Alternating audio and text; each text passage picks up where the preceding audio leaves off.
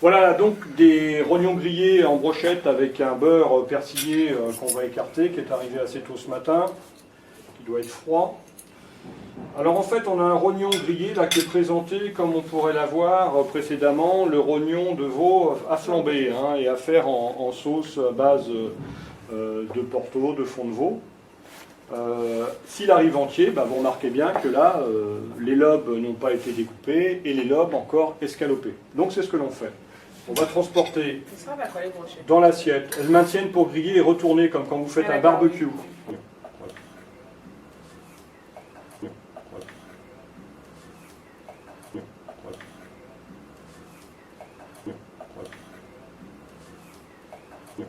Dans le cas du rognon de veau flambé, qui arrive comme ceci, on le met dans la sauteuse, vous voulez dans la sauteuse comme un steak au poivre, on le flambe.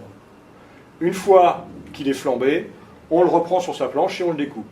Ou alors, tout de suite, sur la planche, donc simplement, on va contourner tous les lobes, là, et les séparer. Ça peut le faire après flamber. Un par un. Non, non, j'ai pas dit il faut le faire après le flambage. Je dis que vous pouvez le faire avant le flambage ou après le flambage. C'est comme vous voulez. Parce que de toute façon, quand vous allez arroser avec le cognac, vous allez arroser le rognon. Et donc ça va passer entre les interstices et puis ça va flamber votre rognon. Voilà. On va découper son rognon. On tourne autour des lobes avec le dos de la fourchette. Et non pas la pointe comme je viens de le faire. Si vous n'appuyez pas fort, ça va, mais si vous appuyez, ça va laisser des marques dessus.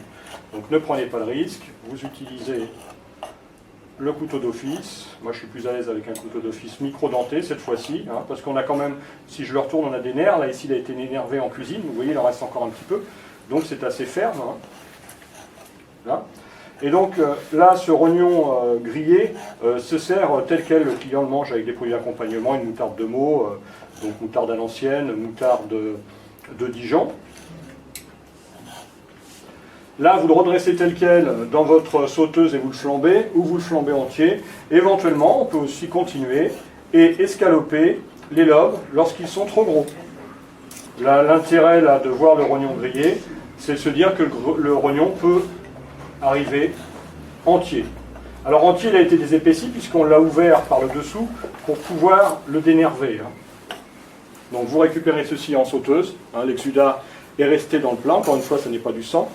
S'il arrive comme ça pour un rognon flambé, soit vous délobez, vous escalopez, vous flambez et vous faites ensuite la réduction sirupeuse, etc. Soit vous le mettez entier dans la sauteuse, vous le flambez, vous le découpez et vous le mettez dans les assiettes creuses. Mais il faut le mettre dans les assiettes creuses déjà délobées.